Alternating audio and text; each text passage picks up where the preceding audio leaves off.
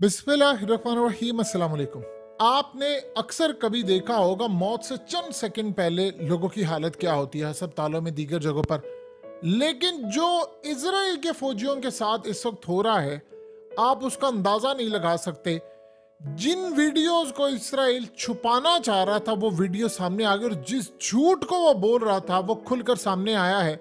और जो वीडियो हकीकत टीवी अब आपके सामने चलाने जा रहा है, इससे भी ज्यादा खतरनाक सूरत हाल है कि अवाम को ये बता नहीं रहे कि हम एक ऐसी जंग छेड़ने वाले हैं जिससे आप सारे के सारे बेघर होने वाले हैं। खौफ, परेशानी, अस्पतालों में इमरजेंसी नाफिज होने वाली है, तमाम काम रोक दिए जाएंगे, क्योंकि जो जंग अब शुरू होने वाली है वो ईरान से ज्यादा खतरनाक जंग है। ये अवाम को बता नहीं रहे। होने क्या लगा, सबसे पहले वीडियो देखें। अब इस वीडियो को देखें। ये कह रहे थे कि हिजबुल्लाह ने जो हमले किए हैं, जो ड्रोन्स मारे हैं, कुछ भी नहीं हुआ। अब आप जरा गौर से देखिए, ये ड्रोन दूर से आ रहा है और बिल्कुल एंड पर आकर अगर आप देखेंगे तो इजराइल के फौजी हैं। ये चंद सेकंड पहले उनकी यानी मौत से चंद सेकंड पहले के मनाजिर हैं। उनके साथ क्या हाल हुआ है, दूर से ड्रोन आया, फिर उसके बाद आकर जब लगा है तो फिर उसके बाद इनमें से कोई सलामत नहीं रहा और ये सारे के सारे अगले जहान में पहुंच चुके हैं। अब ये सिचुएशन इतनी खतरनाक है कि इस वीडियो को कहा गया है मिलिट्री की जानिब से कि आपने किसी मीडिया चैनल पर इजराइल में नहीं चलाना, और सख्ती से मना किया गया है कि आपने इन तमाम सिनेरियोज में, इन तमाम सूरत हाल को अवाम के सामने नहीं रखना। खौफ और तमाम चीजें ऑलरेडी आपको पता है। जो आग लग चुकी है वो इतनी भयानक है। इजराइल में घर जल गए हैं, यानी मिलिट्री बेसिस उड़ा दी गई हैं, उनके कम्युनिकेशन सिस्टम, ड्रोन, तमाम चीजें, और अभी तक आग नहीं बुझाई जा रही।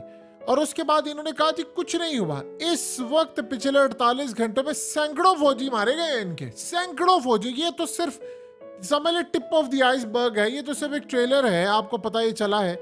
आप गौर कर सकते हैं मौत से चंद सेकंड पहले की सूरत हाल के। आप खड़े हैं, वहां से एक ड्रोन आ रहा है और एक अचानक आपके पास है, और आपको पता है कि अब आपकी मौत आ गई, अब आप बच नहीं सकते। और वो आया है और ड्रोन ने वहां पर अपने आप को फाड़ा है और परखच्चे उड़ गए हैं, टुकड़े टुकड़े हो गए, और यहीं से फिर आग आगे निकली है और फैलती फैलती चीजें गई है। जिन मनाजिर को इजराइल छुपा रहा था, अब वो मनाजिर पूरी दुनिया में चले गए हैं। अब सूरत हाल ये है कि कल रात को एक मीटिंग होती है। उस मीटिंग के अंदर कैबिनेट की मीटिंग थी, नेतन्याहू की और तमाम ऑफिशियल्स की, और फैसला ये होना था वहां पर कि अब हमने क्या करना है। पता ये चला कि वो अभी तक फैसला नहीं हो पाया, यानी मामला ये हुआ कि भाई हमें अब जंग करनी है। अब सबसे बड़ा सवाल यहाँ पर ये पैदा होता है कि ठीक है, आपने जंग करनी है, आप ये जंग करें, लेकिन इस सारी सूरत हाल में आपने क्या अपनी अवाम को इत्तेमाद में लिया है? यहाँ पर उनको ये बात समझ नहीं आ पा रही कि अवाम को तो हमने इत्तेमाद में ले लिया, क्योंकि अब इजराइल ने प्लान ये किया है कि लिबनान के बॉर्डर के ऊपर उन्होंने खास तौर पर स्ट्राइक करने, एयर स्ट्राइक करना है, मिलिट्री इंगेजमेंट करनी है और हिजबुल्लाह की कैपेबिलिटीज तबाह करनी है। अब इस सिनेरियो के अंदर सबसे बड़ा कंसर्न इनको ये है कि इजराइल के अवाम को पता ही नहीं है कि इसके कॉन्सिक्वेंसेस कितने खतरनाक होने वाले। इजराइल के खिलाफ वो मिसाइल और वो टेक्नोलॉजी, वो लेजर और वो तमाम चीजें इस्तेमाल होंगी जो आज से पहले कभी भी नहीं इस सरजमीन पर हुई। देखिए, इस्राइल ने हमेशा लड़ाई की है, याद रखिएगा, निहत्ते लोगों से, जिनके पास कुछ भी नहीं होता था। पहली मर्तबा अब लड़ाई ये होने जा रही है। एक तो हमास से उनकी लड़ाई हुई, आप सबने देखा फौजी का हाल। अब ये टेक्नोलॉजी देखिए, ये ड्रोन जो आकर चंद सेकंड पहले वो मौत को देख रहे हैं कि वो मौत आ रही है हमारे सामने। जाहिर सी बात है, जब ये ड्रोन आ रहा है तो फिर मौत का फरिश्ता भी आ रहा है, वो जाहिर सी बात है उसने भी जान कब्ज करनी है। लेकिन सवाल यहाँ पर ये होता है, जो सबसे अहम बात है, कि जान कब्ज करने का मामला तो अलग है, सबसे अहम बात यह है कि ये किस तरह आयरन डोम को फेल करके आ रहा है। एक सबसे बड़ा सवाल है। आप बताइए, अगर ये मनाजिर आए तो दुनिया को पता चले कि इसराइल की सिक्योरिटी नाकाम हो गई।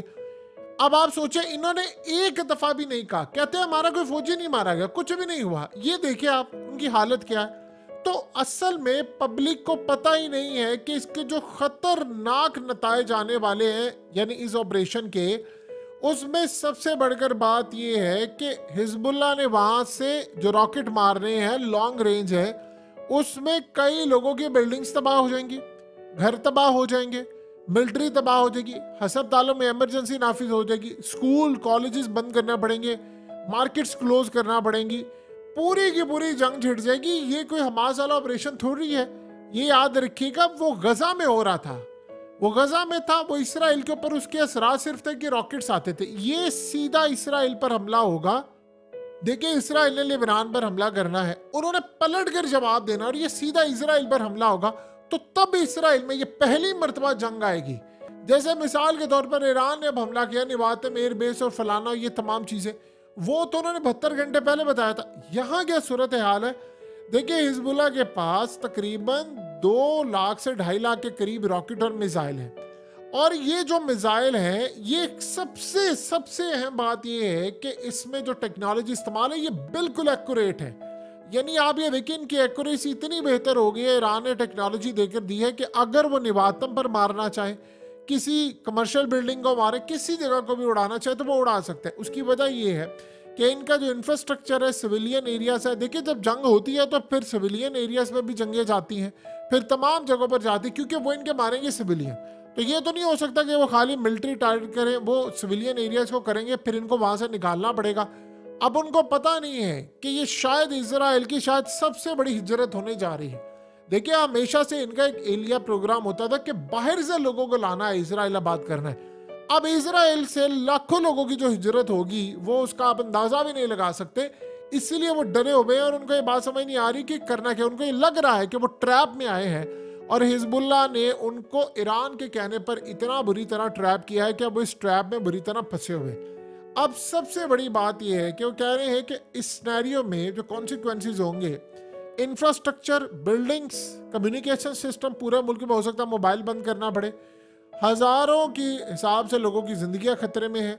और फिर गजा की तर्ज पर जो इन्होंने लेबनान में ऑपरेशन करना है, उससे कई गुना ज्यादा ये चाह रहे हैं कि हम लेबनान में करें, वहां आप लोगों को मारे, और जो उसका रिएक्शन आएगा वो ये बर्दाश्त नहीं कर सकते। देखिए, हमास के पास ऐसे ड्रोन्स नहीं है, हिजबुल्लाह के पास है। तो इसराइल अब यहाँ पर क्या करेगा? सबसे बड़ी बात यह है इसके बाद के रीजन के अंदर जो इम्पैक्ट जाएगा, ये जो जंग है ये पूरे मिडिल ईस्ट में फैल जाएगी। इंटरनेशनल प्लेयर्स इसमें कूदेंगे, बैलेंस करने की कोशिश करेंगे। अब इंटरनेशनल प्लेयर्स का क्या काम है? देखिए, सबसे बड़ी बात यह है कि इजराइली जंग नहीं लड़ सकता। ये आप देखेंगे कि एक दफा ये जंग छिड़ जाएगी, उसके बाद जो इसराइल की तबाही होगी, जो लिबनान की तबाही होगी, वो सारी सामने आएगी। वो दोनों तरफ तकरीबन, देखिए बराबर नहीं आप कह सकते, लेकिन उनके पास भी एडवांस टेक्नोलॉजी आ चुकी है।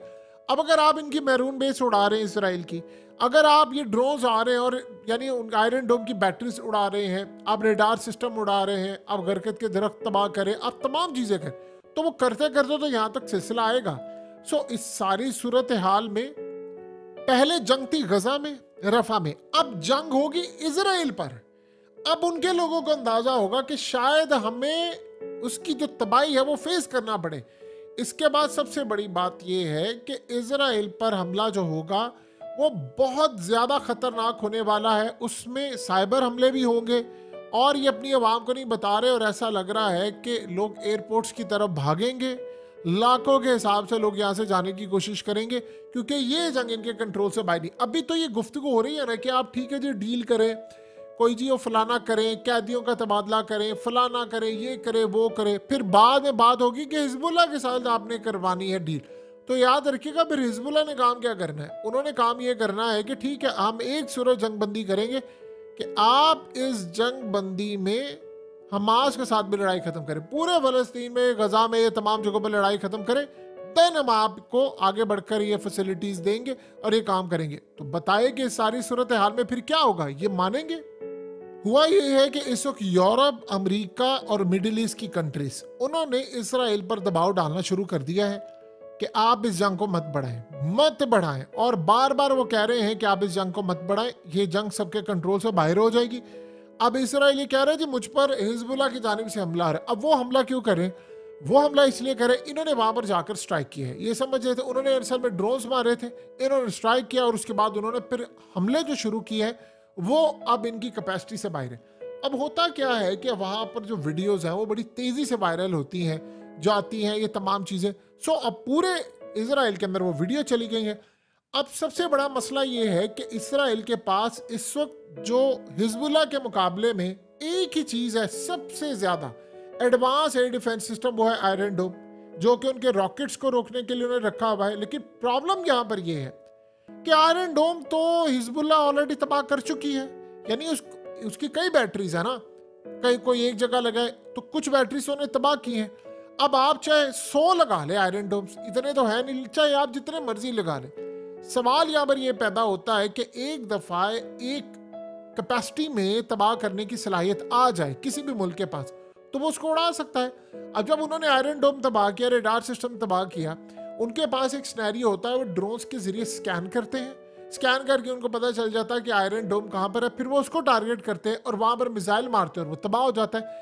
अब आयरन डोम ने तो मिसाइल रोकना था, वो खुद तबाह हो रहा है, तो क्या हुआ? आपने एक चीज गौर नहीं की, स्टार्ट में जब ये जंग हुई थी तो आयरन डोम की जो बैटरीज थी उनकी कैपेसिटी खत्म हो गई थी। एक तो ये जंग उनको भारी पड़ रही है, महंगी पड़ रही है, दूसरा अब एक चीज की, यानी मिसाल के तौर पर लेट्स से किसी भी चीज की एक लाइफ होती है, आपने पिछले 240 दिनों में इतने ज्यादा आयरन डोम की बैटरीज को इस्तेमाल किया है कि वो चलने के काबिल नहीं रहे। सो अब हालत ये है, क्योंकि इनको तो पता नहीं था कि इतनी जंग चलेगी, अब आयरन डोम के अलावा इनके पास और कुछ है ही नहीं, यानी वो किससे रोकेंगे? फिर इनके पास बॉम्ब शेल्टर्स हैं, डिफेंस सिस्टम है, लोगों को आप बता रहे हैं कि आपने शेल्टर्स में जाना, लोग ऑलरेडी हमास वाली लड़ाई से तंग है। देखिए पहले इसराइलियों को अंदाजा नहीं था इस बात का कि जंग कितनी खतरनाक हो सकती है। ये पहले याद रखिए कि जंग सिर्फ गजा में लड़ी जा रही थी, अब इसराइल में जंग एंटर हो रही है, तो इस जंग में सिनेरियो बहुत ज्यादा खतरनाक होते जा रहा है और इसराइल की पोजीशन जो है वो बहुत ज्यादा वीक है। अब वो ट्रैप में फंसे हैं।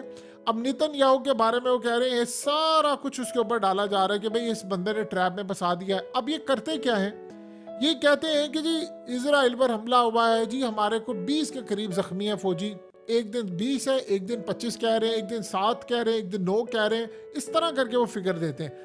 लेकिन प्रॉब्लम ये है कि अमेरिका ये कह रहा है कि हम हमास के साथ तुम्हारी डील करवा रहे, तुम्हारे यहाँ पे मामला खराब है। और उससे भी ज्यादा एक अजीब बात है, हौसियों ने ऐलान किया है कि अब वो इसराइल के ऊपर मिसाइल दागने जा रहे हैं। अब वो जो मिसाइल हैं वो हैं बड़े खतरनाक।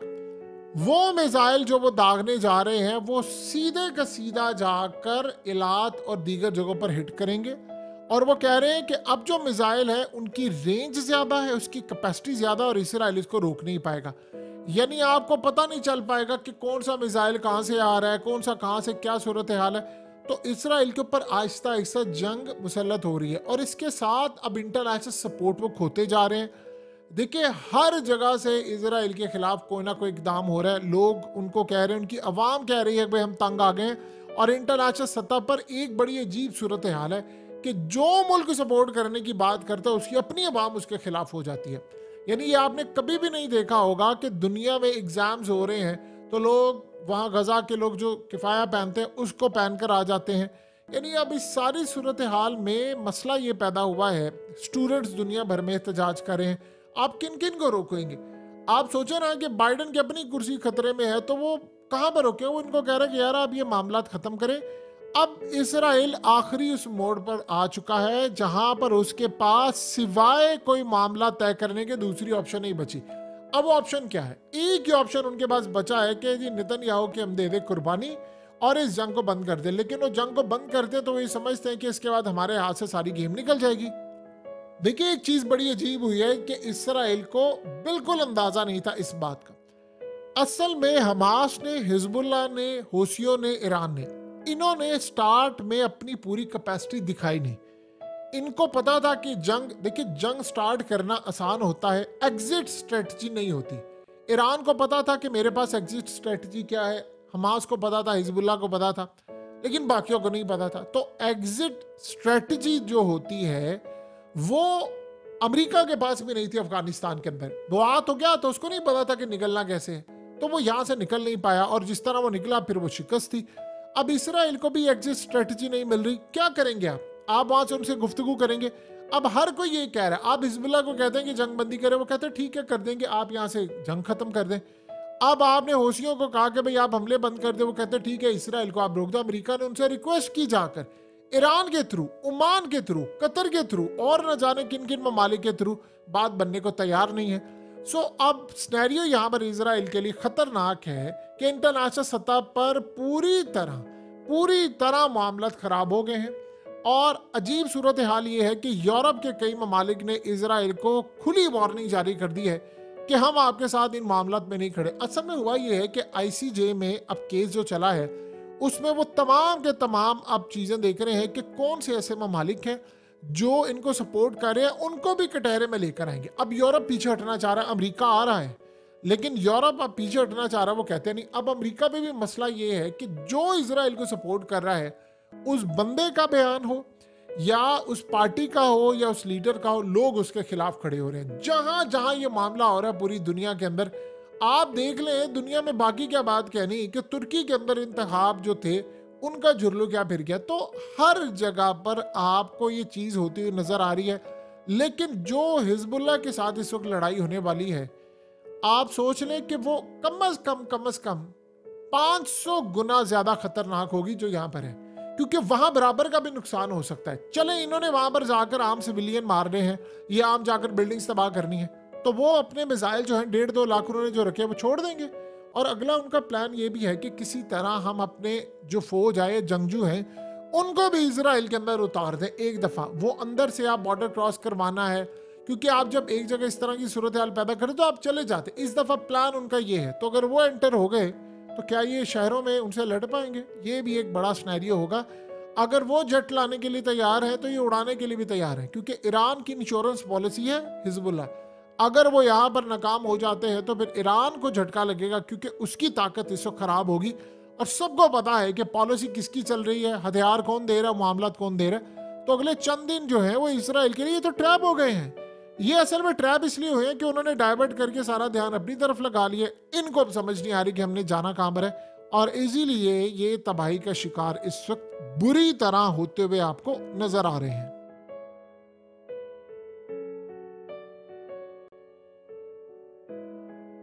हकीकत टीवी को सब्सक्राइब करना मत भूलें, वीडियो को लाइक करें, शेयर करें और कमेंट सेक्शन में अपनी राय का इजहार जरूर करें।